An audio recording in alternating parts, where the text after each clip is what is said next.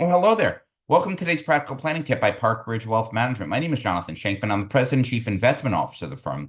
I'd like to continue this video series on hope and as an investment strategy and what we can learn from the Israelites leaving Egypt.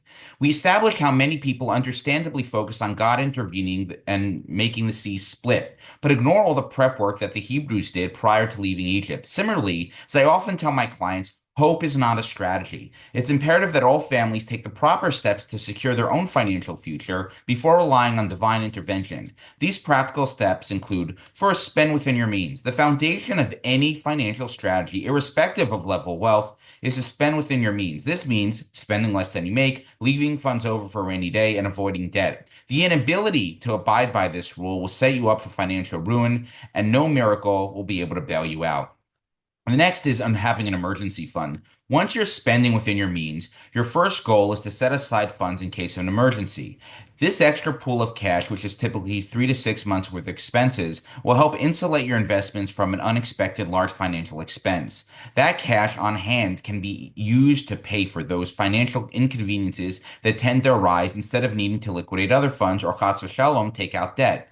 This may include needing a new boiler, compressor, car repair, new roof, and various other possible items that tend to arise over the course of life. Not having an emergency fund can derail your finances very quickly. And also saving for retirement. Retirement is around the corner. This is true whether you're just starting your career or at the tail end of it. If you procrastinate on setting aside funds for retirement or consistently prioritize other aspects of life, not only you miss out on years of compounding, but you may need to rely on others, i.e., your family, to support you when you're no longer able to work.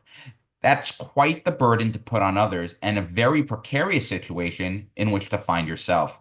Do yourself a favor and your family as well a favor and save 20% of your income throughout your career. Your future self and children will be grateful for this decision. In my next video, I'll share a few more items investors can do to increase their probability of success so they don't need to just rely on getting lucky. And with that, I hope you found this practical planning tip helpful. Until next time, stay prudent, practical, and don't forget to plan ahead.